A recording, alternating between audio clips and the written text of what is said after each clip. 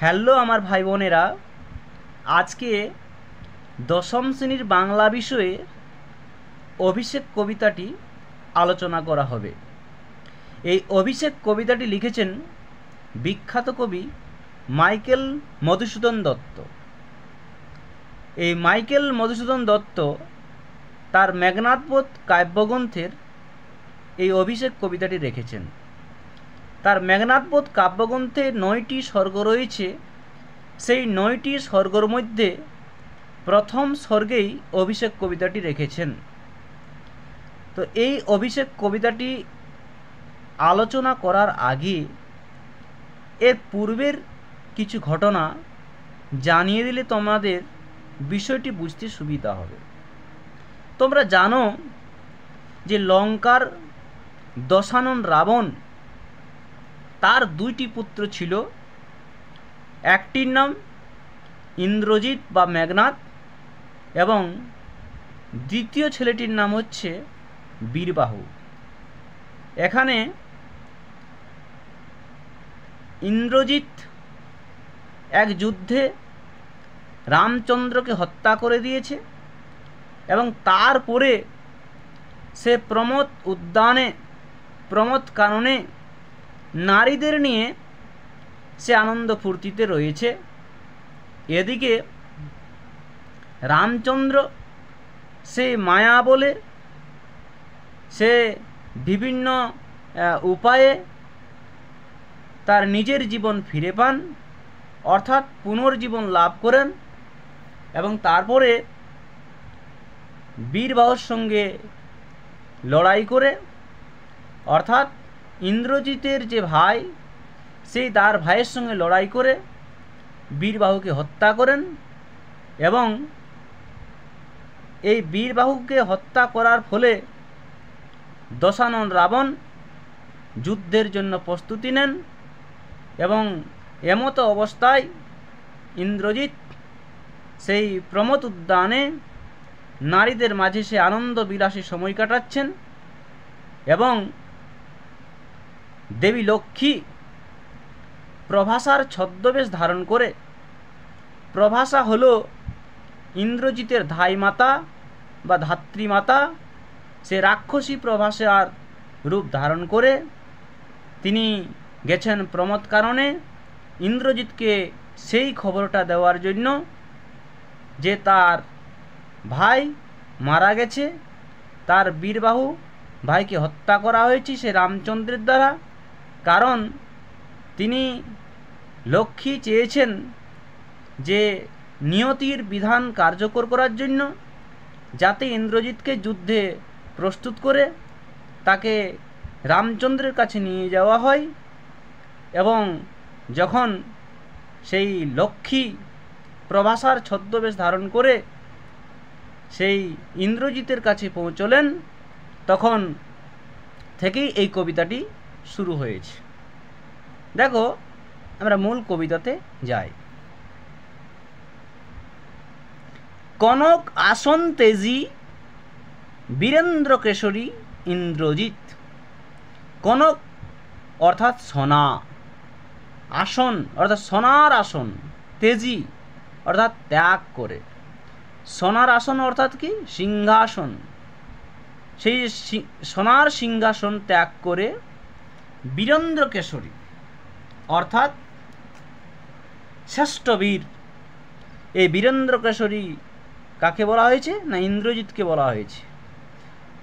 তাহলে সোনার আসন ত্যাগ করে শ্রেষ্ঠ বীর ইন্দ্রজিৎ প্রণমিয়া ধাত্রীর চরণে। ধাত্রীটাকে না লক্ষ্মী, যে ধাই মাতার সেই প্রভাসার রূপ ধারণ করে গেছে।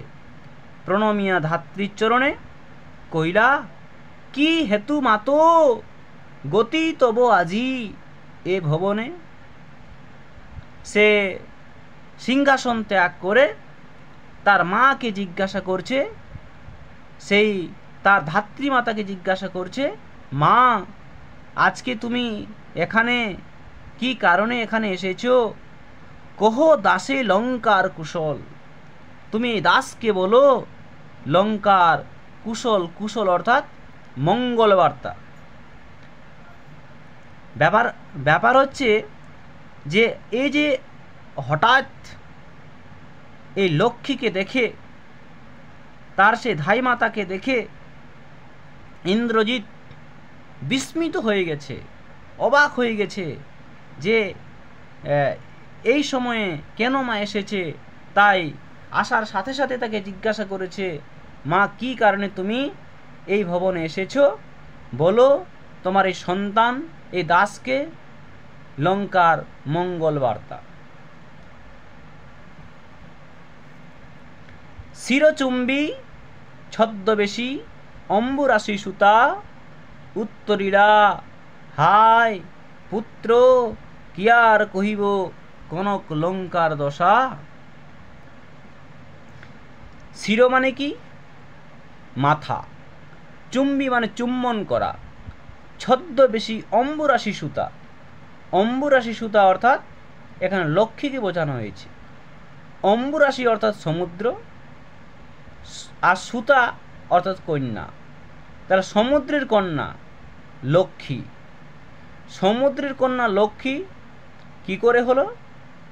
যখন সেই দেবতা এবং রাক্ষসরা সমুদ্র মন্থন করেছিল সেই অমৃতের আশায়, সেই সময় সেই সমুদ্র থেকে এক নারী উঠে এসেছিল যে ছিল লক্ষ্মী। সেই তাই সমুদ্রের কন্যা বলা হয় তাকে। তাহলে অম্বুরাশি সুতা অর্থাৎ সমুদ্রের কন্যা উত্তরীলা, হাই পুত্র কি আর কহিব কনক লঙ্কার দশা। যে লঙ্কার, যে সোনার লঙ্কা, তার কি দশা বলবো। ঘরতোর রণে হত প্রিয় ভাই তব বীরবাহু বলি। ঘরতোর রণে অর্থাৎ ভয়ঙ্কর যুদ্ধে হত্যা করা হয়েছে প্রিয় ভাই, তোমার যে প্রিয় ভাই তাকে হত্যা করা হয়েছে বীরবাহু বলি। বলি অর্থাৎ বীর। তোমার যে প্রিয় ভাই সেই বলি বীর, তাকে হত্যা করা হয়েছে ঘরতোর যুদ্ধে। তার শোকে মহাশোকী রাক্ষসাধিপতি। তার শোকে রাক্ষসের অধিপতি অর্থাৎ রাবণ মহাশোকে শোকাহত হয়ে পড়েছেন। তাই তিনি কি করেছেন না, সৈন্যে সাজেন আজি যুজিতে আপনি। তাই তিনি সেই সৈন্য নিয়ে আজকেই সাজছেন যুদ্ধ করতে, নিজেই সেই যুদ্ধ করতে যাওয়ার জন্য প্রস্তুত হচ্ছেন। যুজিতে অর্থাৎ যুদ্ধ করতে। এই কথা শুনে, সেই লক্ষ্মীর কাছ থেকে এই কথা শুনে ইন্দ্রজিৎ অবাক হয়ে যাচ্ছেন। জিজ্ঞাসিলা মহাবাহু বিস্ময় মানিয়া। মহাবাহু অর্থাৎ যার বিশাল ক্ষমতা রয়েছে, যে বিশাল শক্তির অধিকারী, এখানে ইন্দ্রজিৎকে বোঝানো হয়েছে। সেই ইন্দ্রজিৎ জিজ্ঞাসিল বিস্ময় মানিয়া, অবাকের সঙ্গে সে জিজ্ঞাসা করছে, কি কহিলা ভগবতী, হে দেবী, হে মা, কি বললেন? কে বধিল কবে প্রিয়ানুজে, আমার প্রিয় ভাইকে কে বধ করল? নিসারণে সংহারিনু আমি। এক সেই রাত্রের যুদ্ধে, নিসারণে মানে কি? সেই রাত্রের যুদ্ধে সংহারিনু সংহার করেছি আমি রঘুবরে। রঘুবরে অর্থাৎ রামচন্দ্রকে আমি বধ করেছি। খণ্ড খণ্ড করিয়া কাটিনু, আমি খণ্ড খণ্ড করে কেটেছি। বরসি প্রচণ্ড সর্বৈরি দলে। স্বর অর্থাৎ তীর, বরসি অর্থাৎ বর্ষণ করেছি বৈরী দলে অর্থাৎ শত্রু দলদেরকে। অর্থাৎ এই যে রামচন্দ্র, সেই রামচন্দ্র শত্রু দলদেরকে আমি প্রচণ্ড তীর দিয়ে বর্ষণ করেছি এবং খণ্ড খণ্ড করে কেটেছি। তবে এই বার্তা, এই অদ্ভুত বার্তা জননী কোথায় পাইলে তুমি? শীঘ্র কহ দাসে, এই তোমার সন্তানকে, এই তোমার দাসকে শীঘ্র বলো যে তুমি কোথায় এই অদ্ভুত বার্তাটা পেলে। রত্নাকর রত্নতমা ইন্দিরা সুন্দরী উত্তরীলা, হায় পুত্র মায়াবী মানব সীতাপতি তব সরে মরিয়া বাঁচিল।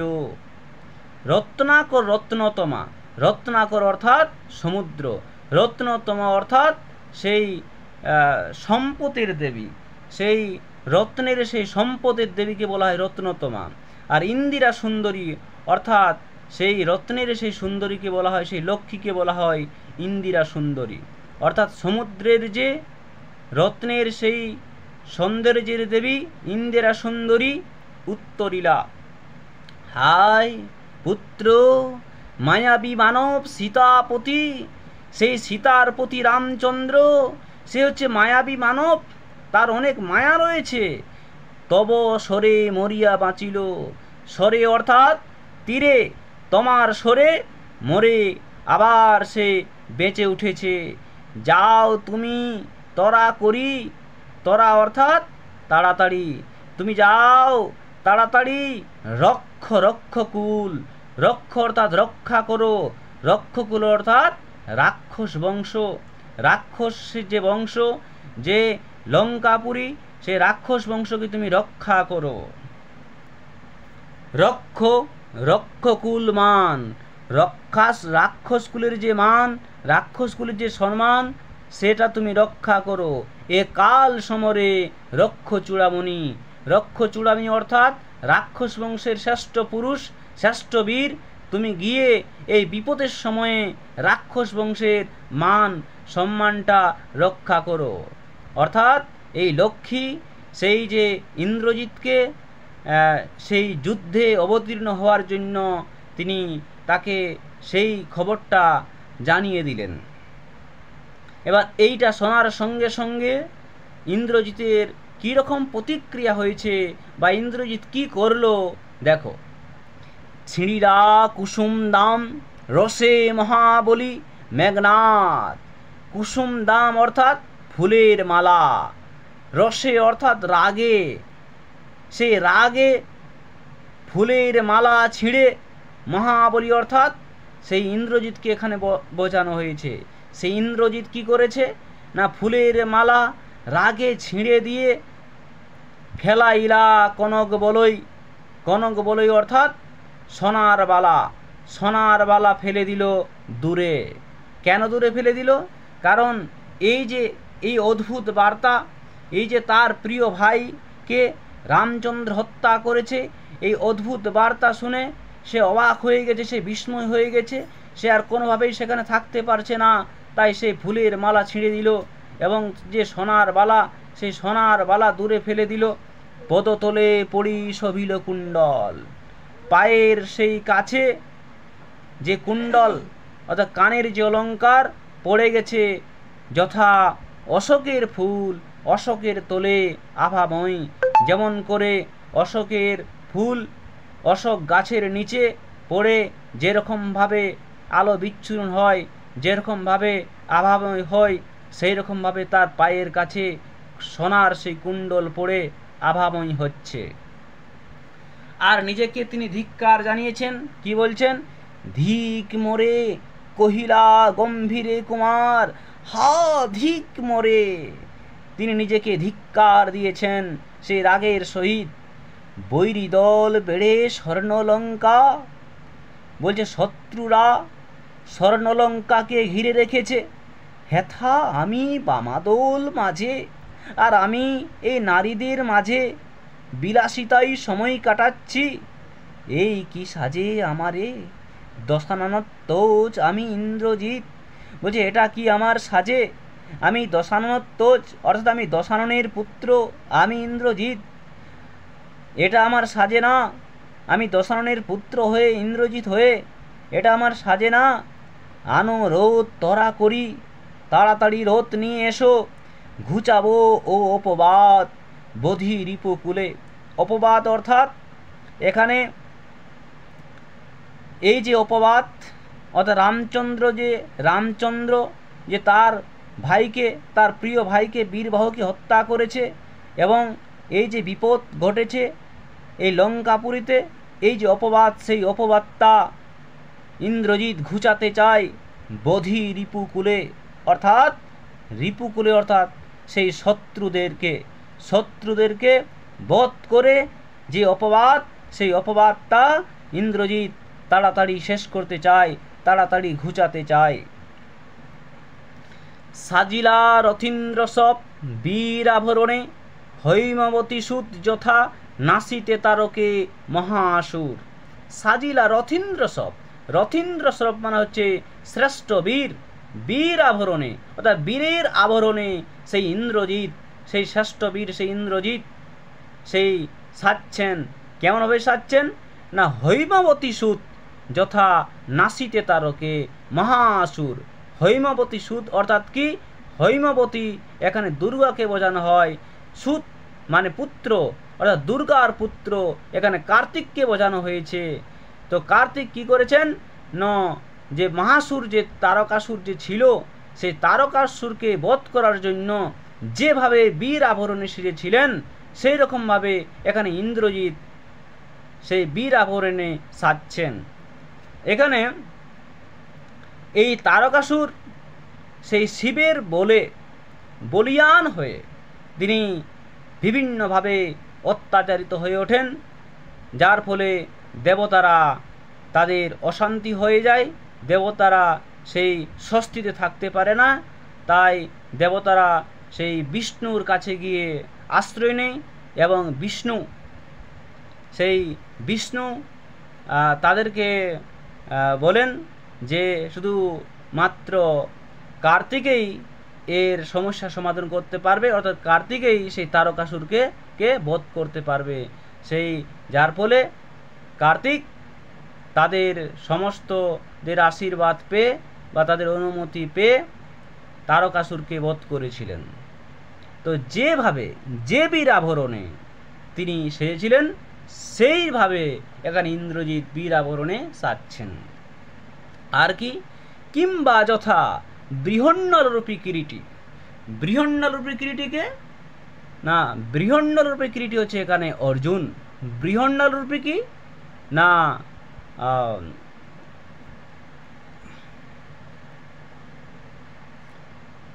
বৃহন্নলরূপী মানে হচ্ছে যে লম্বা বাহু বিশিষ্ট কিরীটি। কিরীটি অর্থাৎ অর্জুন বিরাট পুত্র সৌদ্ধারিতে গধন সাজিলা সুর সমীবীক্ষ মূলে। বিরাট পুত্র হচ্ছে মৎস্য দেশের রাজা, এর 3 পুত্র শঙ্খ, শ্বেত আর উত্তর। সেই শঙ্খ, শ্বেত, উত্তর এরা কি হয়েছিল না, কৌরবরা, এখানে একটু গল্প রয়েছে মন দিয়ে শোনো, যে পাণ্ডবরা যখন সেই বিরাট রাজার বাড়িতে অজ্ঞাতবাসে ছিল সেই সময় কৌরবরা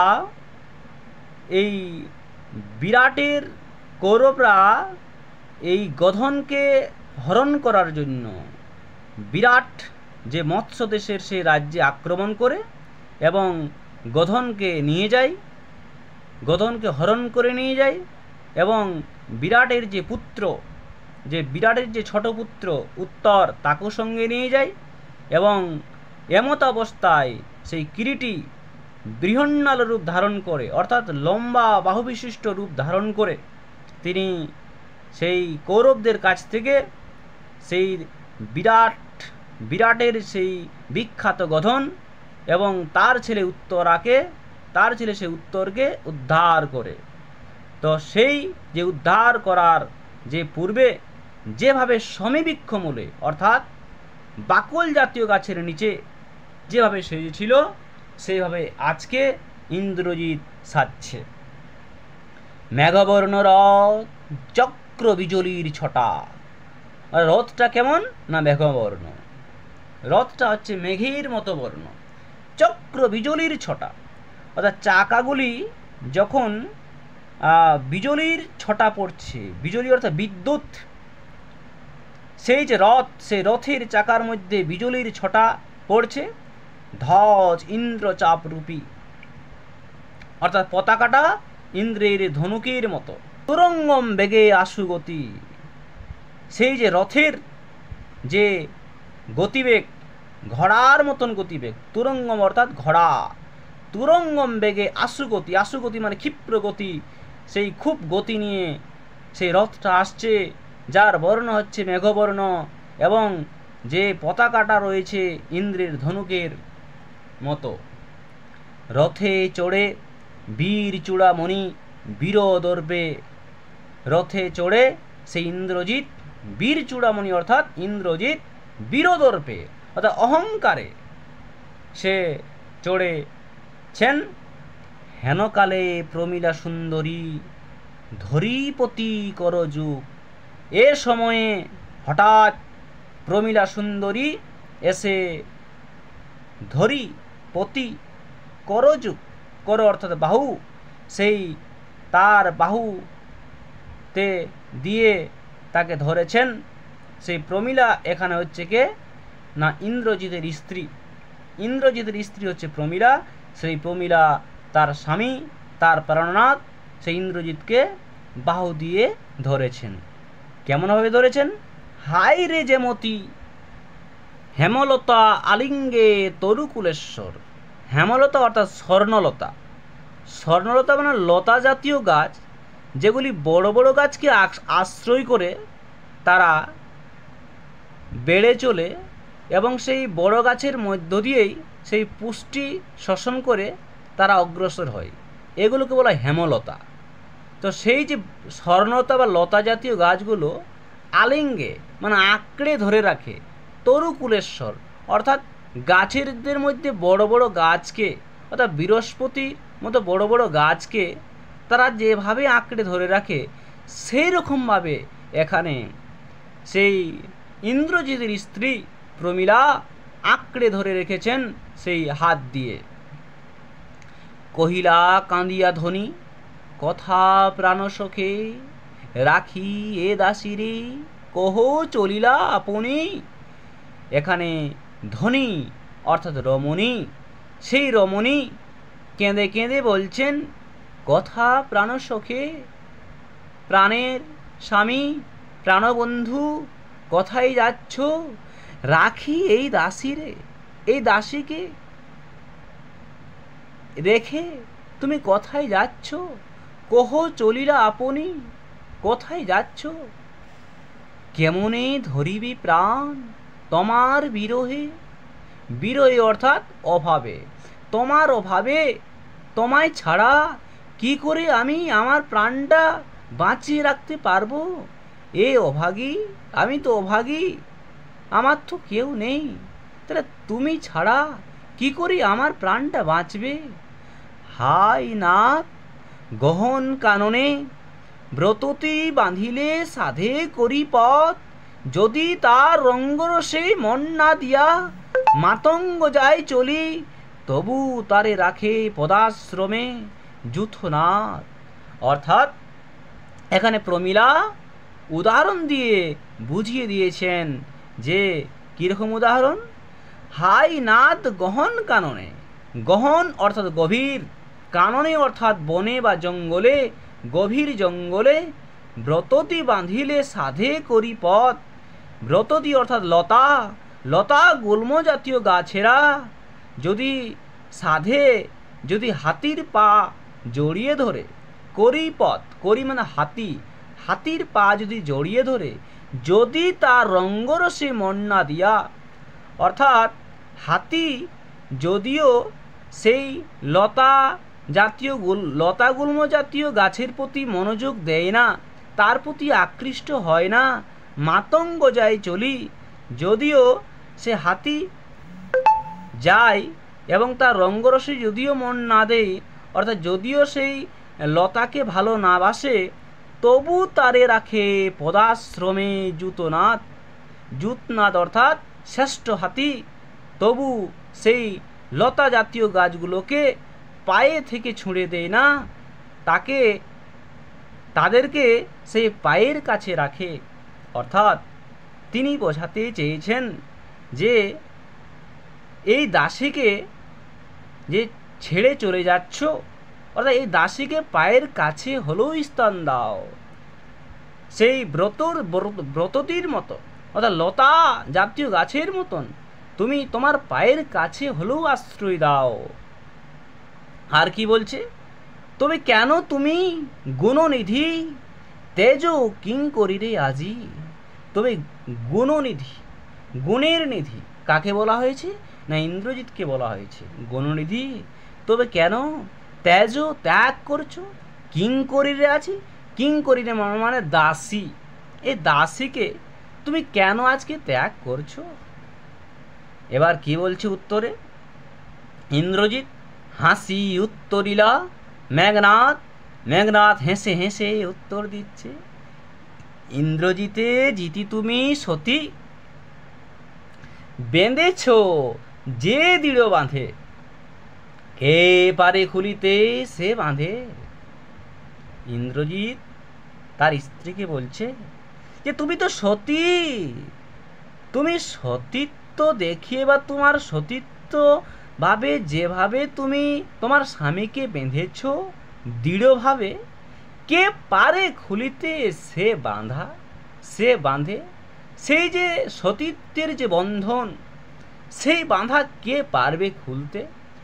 তরাই আমি আসিব ফিরিয়া কল্যাণী, সমরে নাসি তোমার কল্যাণে রাঘবে। তরাই আমি অর্থাৎ তাড়াতাড়ি আমি ফিরে আসবো কল্যাণী। এখানে ইন্দ্রজিৎ তার স্ত্রীকে কল্যাণী বলেছে। সমরে নাসি তোমার কল্যাণে, সমরে অর্থাৎ যুদ্ধে, যুদ্ধে নাশ করে রাঘবকে আমি এক্ষুনি হত্যা করে, যুদ্ধে নাশ করে আমি এক্ষুনি ফিরে আসছি। বিদায় এবে দেহ বিধুমুখী। বিধুমুখী মানে চন্দ্রমুখী, অর্থাৎ চাঁদের মতন মুখ যার। অর্থাৎ এই ইন্দ্রজিৎ সেই তার স্ত্রীর প্রতি মুগ্ধ হয়ে এবং তাকে বিধুমুখী বলেছে, চন্দ্রমুখী বলেছে, চাঁদের মতন মুখ বলেছে। সে বিধুমুখী বিদায় এবারে দাও। উঠিল পবন পথে ঘরতর রবে রথ বর। সেই পবন পথে অর্থাৎ আকাশ পথে, ঘরতর যুদ্ধ করার যে ঘরতর রবে, রবে অর্থাৎ আওয়াজ, ভয়ঙ্কর আওয়াজ নিয়ে রথ বর পবন পথে উঠিল। হৈম পাখা বিস্তারিয়া যেন উড়িলা মৈনাকশল শৈল অম্বরুজরি। অর্থাৎ রথটা যে আকাশ পথে যে উড়ল, সে আকাশ পথে যে ওড়ার সঙ্গে মৈনাক শৈলের সঙ্গে তুলনা করা হয়েছে। অর্থাৎ হৈম পাখা বিস্তারিয়া যেন উড়িলা মৈনাক শৈল। এই মৈনাক শৈলটা হচ্ছে হিমালয়ের পুত্র, পার্বতীর ভাই, সেই দুর্গার ভাই। যখন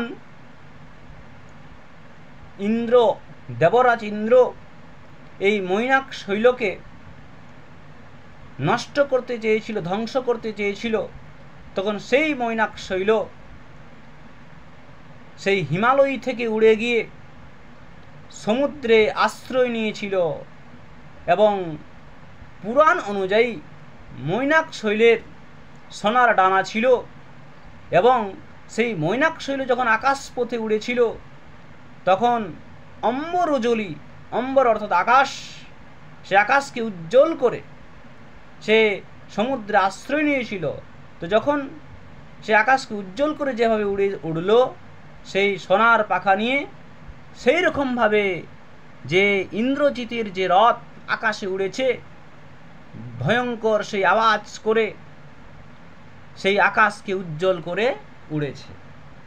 সিঞ্জিনী আকর্ষী রসে, সিঞ্জিনী মানে হচ্ছে ধনুকের ছিলা, আকর্ষী রসে অর্থাৎ রাগে সেই ধনুকের ছিলাকে ধনুকের ছিলাকে রাগে কি করলেন? টঙ্কারিলা ধনু, ধনুককে টানলেন, ধনুককে টঙ্কা সেই আওয়াজ করলেন। সেই টেনে বীরেন্দ্র অর্থাৎ শ্রেষ্ঠ বীর পক্ষীন্দ্র যথা নাদে মেঘ মাঝে ভৈরবে। এমনভাবে সেই ধনুর টঙ্কারে আওয়াজ হলো যেন সেই মেঘের মাঝে পক্ষীন্দ্র অর্থাৎ শ্রেষ্ঠ পাখি, গরুড় পাখি ভৈরবে যেন গর্জন করছে। ভৈরবে অর্থাৎ ভয়ে, যেন গরুড় পাখি ভয়ে গর্জন করছে। এমনভাবে সেই ধনুকের যে টঙ্কার, সেই টঙ্কারে আওয়াজ হলো। সেই ধনুক টঙ্কারে কি হলো? কাঁপিলা লঙ্কা, কাঁপিলা জলধি। লঙ্কা কেঁপে উঠল, লঙ্কার সেই জল কেঁপে উঠল। সাজিছে রাবণ রাজা বীরমদে মাতি। এবং এদিকে কি হয়েছে না, ইন্দ্রজিৎ এসে দেখতে পারছে যে তার পিতা দশানন রাবণ রাজা সাজছেন বীরমদে মাতি। বীরের অহংকারে সে মেতে, সে যুদ্ধের জন্য সে সাজছেন। বাজিছে রণবাজনা, গর্জিছে গাছ, হ্রেসি হর্ষ, হুঙ্কারছে পদাতিক রথী। অর্থাৎ দশানন রাবণ এই চতুরঙ্গ সেনা নিয়ে তিনি যুদ্ধের জন্য প্রস্তুতি হচ্ছেন। রণবাজনা অর্থাৎ যুদ্ধের বাজনা, গর্জিছে গাছ, হাতিরা গর্জন করছে, গজ মানে হাতি। হ্রেসে অশ্ব, হ্রেসে অর্থাৎ ঘোড়ার ডাককে হ্রেসে বলা হয়, তাহলে ঘোড়ারা গর্জন করছে। হুঙ্কারছে পদাতিক, পদাতিক অর্থাৎ পায়ে হাঁটা সেনাবাহিনী, সেই পায়ে হাঁটা সেনাবাহিনীরা হুঙ্কার দিচ্ছে এবং রথীরাও হুঙ্কার দিচ্ছে, সে বীর রথীরা। উড়িছে কৌশিক ধ্বজ, কৌশিক মানে হচ্ছে রেশম আর ধ্বজ মানে পতাকা। কৌশিক ধ্বজ অর্থাৎ রেশমের পতাকা উড়ছে। উঠেছে আকাশে কাঞ্চন কঞ্চুক বিভা, এবং আকাশে উঠেছে সেই স্বর্ণবর্মের দীপ্তি। কাঞ্চন কঞ্চুক বিভা মানে হচ্ছে স্বর্ণবর্মের দীপ্তি। এইরকম একটা পরিবেশ নিয়ে রাবণ রাজা যুদ্ধে প্রস্তুতি হচ্ছেন। হেনকালে তথা দ্রুতগতি উতরিলা মেঘনাদ রথী। এই সময় এই রকম পরিবেশে, হেনকালে অর্থাৎ এই সময়, তথা অর্থাৎ সেখানে, দ্রুতগতি খুব শীঘ্রই, উতরিলা অর্থাৎ নেমে পড়লেন। এটা উত্তরিলা নয়, এটা উতরিলা। উতরিলা মানে নেমে পড়লেন মেঘনাদ রথী। সেই মেঘনাদ রথী সেই প্রমথ কানন থেকে এই লঙ্কাপুরীতে এলেন এবং নেমে পড়লেন। নাদিলা কুর্বর দল হেরি বীরবরে, মহাগর্বে, মহাগর্বের সহিত সেই বীরবরকে বেষ্টন করে, হেরি মানে বেষ্টন করে, সেই ইন্দ্রজিৎকে বেষ্টন করে কুর্বর দল সেই সৈন্যদলগুলো নাদিলা অর্থাৎ গর্জন করতে লাগলো। অর্থাৎ তারা দেখার সঙ্গে সঙ্গে তাদের মধ্যে একটা মহা গর্ব তৈরি হয়ে গেল, একটা বিশাল সাহস হয়ে গেল যে এই বিপদের সময়ে ইন্দ্রজিৎ তাদের কাছে এসেছে, তাই তাদের আর বিশেষ কিছু চিন্তা নেই, তাই তারা মহা গর্বে তারা গর্জন করছে। নমি পুত্র পিতার চরণে, ইন্দ্রজিৎ কি করল, সেই রথ থেকে নেমে পিতার চরণে প্রণাম করল। কর জোড়ে কহিরা, হাত জড়ো করে বললেন, হে রক্ষকুলপতি। রক্ষকুল অর্থাৎ রাক্ষস বংশের পতি অর্থাৎ কর্তা, রাক্ষস বংশের কর্তা অর্থাৎ রাবণকে এখানে বোঝানো হয়েছে। শুনেছি মরিয়া নাকি বাঁচিয়াছে পুনঃ রাঘব। অর্থাৎ এখানে পৌঁছেই সেই ইন্দ্রজিৎ জানতে চায় যে রামচন্দ্রকে সে সেই নিশারণে খণ্ড খণ্ড করে তাকে হত্যা করেছে, খণ্ড খণ্ড করে তাকে শেষ করেছে, সে রামচন্দ্র মরে নাকি আবার পুনর্জীবন লাভ করেছে। তার পিতার কাছ থেকে সে জানতে চায়। তাই সে বলছে যে হে রক্ষকুলপতি, শুনেছি মরিয়া নাকি বাঁচিয়াছে পুনঃ রাঘব। রাঘব মানে রামচন্দ্র। এ মায়া পিত বুঝিতে না পারি, এ মায়া আমি বুঝতে পারছি না পিতা। কিন্তু অনুমতি দেহ, সমূলে নির্মূল করিব পামরে আজি। তার বাবাকে এসে বলছে, বাবা আমাকে অনুমতি দাও, সমূলে নির্মূল অর্থাৎ একেবারে ধ্বংস, সম্পূর্ণ ধ্বংস করে দেব সেই পামরকে। পামর অর্থাৎ পাপিষ্ঠকে, যে পাপিষ্ঠ ইন্দ্রজিতের ভাইকে হত্যা করেছে, সেই বীরবাহুকে হত্যা করেছে। তাই ইন্দ্রজিৎ সে রাগের সহিত বলছে যে সম্পূর্ণ ধ্বংস করে আসব সেই পাপিষ্ট সেই রামচন্দ্রকে আজকে। ঘর সরানলে করি ভস্ম, বাউ অস্ত্রে উড়াইব তারে। ঘর সরানলে অর্থাৎ ভয়ঙ্কর সেই যুদ্ধে সেই ভস্ম অর্থাৎ বাণী সেই ভস্ম করে দেবে। বাউ অস্ত্রে উড়াইবে তারে, সেই বাউ অস্ত্রের দ্বারা তাকে উড়িয়ে দেবে সেই ইন্দ্রজিৎ যুদ্ধের মাধ্যমে। নতুবা বাঁধিয়া আনি দিব রাজপথে, অর্থাৎ লঙ্কার যে রাজপথ সেই রাজপথে তাকে বেঁধে নিয়ে আসবে। এই সমস্ত কথাগুলি শোনার পর ইন্দ্রজিতের পিতা, মেঘনাথের সেই পিতা রাবণ তিনি কি বলছেন দেখো। আলিঙ্গি কুমারে চুম্বি শির মৃদুস্বরে উত্তর করিলা তবে স্বর্ণলঙ্কাপতি। আলিঙ্গে কুমারে অর্থাৎ সেই দশানন রাবণ ইন্দ্রজিৎকে জড়িয়ে ধরল এবং চুম্বি শির মস্তকে চুম্বন করল, মৃদুস্বরে উত্তর করিলা এবং খুব ধীরে ধীরে বললেন তবে স্বর্ণলঙ্কাপতি, সেই স্বর্ণের লঙ্কার প্রতি রাবণ তিনি বললেন রাক্ষসকুল শেখর তুমি বৎস, তুমি রাক্ষসকুল ভরসা, তুমি রাক্ষসকুলের শেখর, রাক্ষসকুলের বীর পুরুষ বাছা, তুমি রাক্ষসকুলের ভরসা, তুমি রাক্ষসকুলের সমস্ত।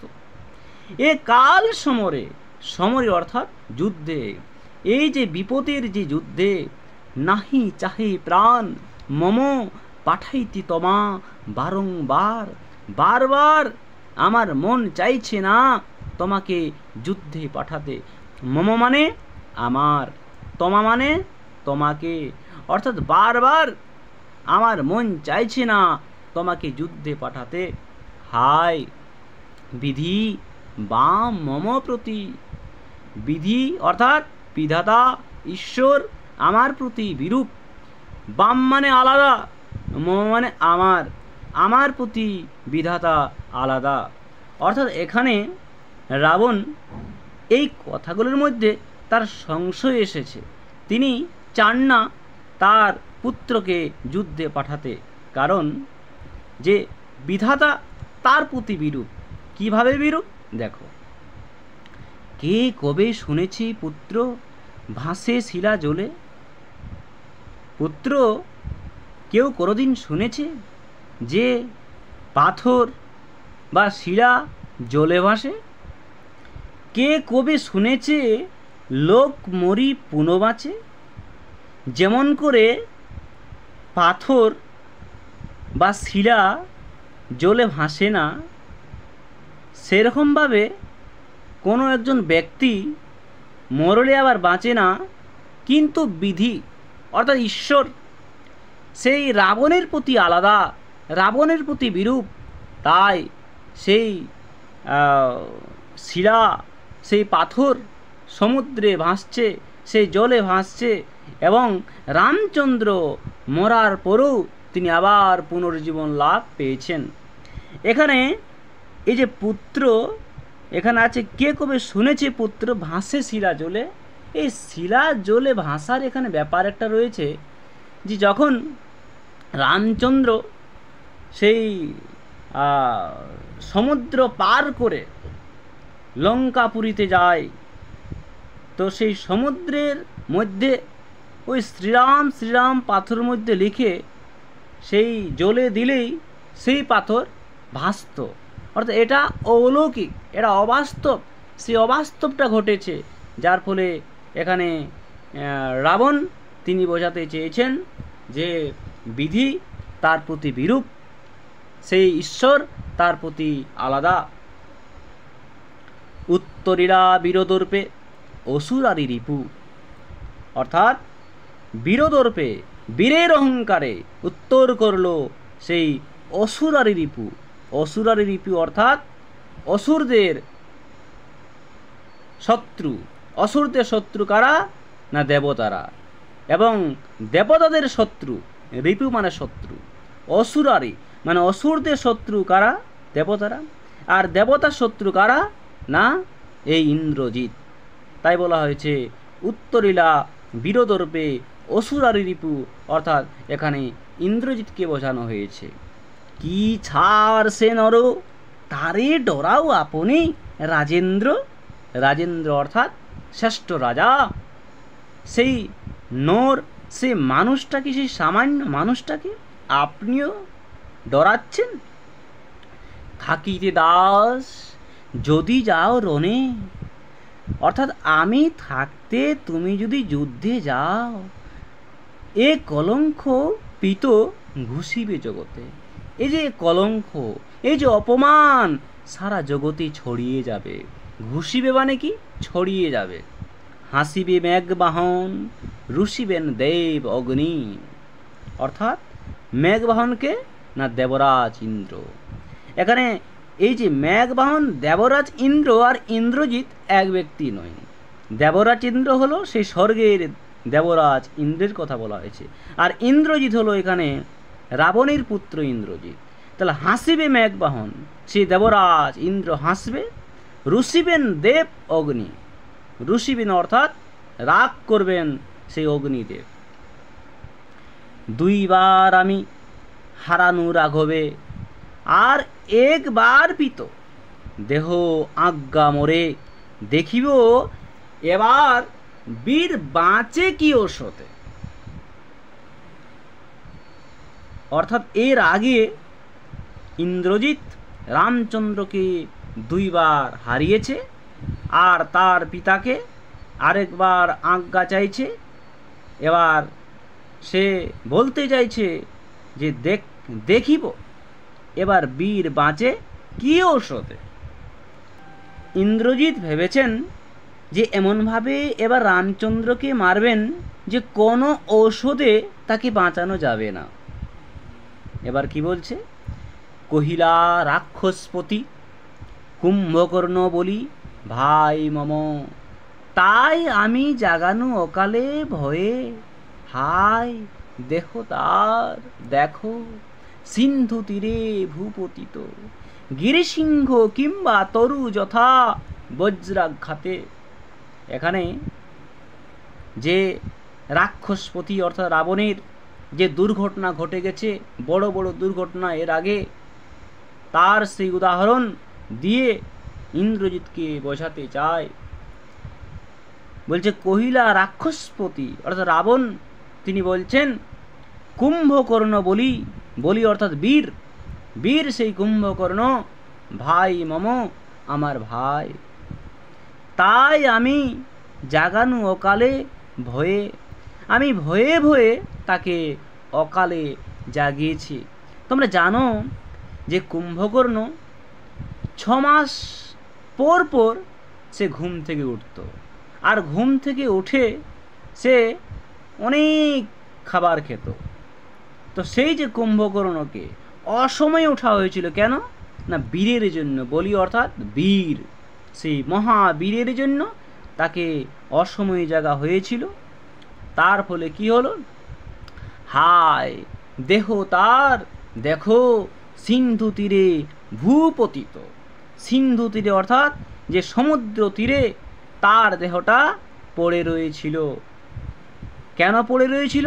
রামচন্দ্র সেই কুম্ভকর্ণকে হত্যা করেছিল, রামচন্দ্র সেই কুম্ভকর্ণকে নাশ করেছিল, তাই তার মস্ত দেহ, বিশাল দেহ সেই সমুদ্র তীরে পড়ে রয়েছিল। কেমনভাবে? না গিরিসিংহ কিংবা তরু। গিরিসিংহ অর্থাৎ কি? পাহাড়, আর তরু অর্থাৎ গাছ।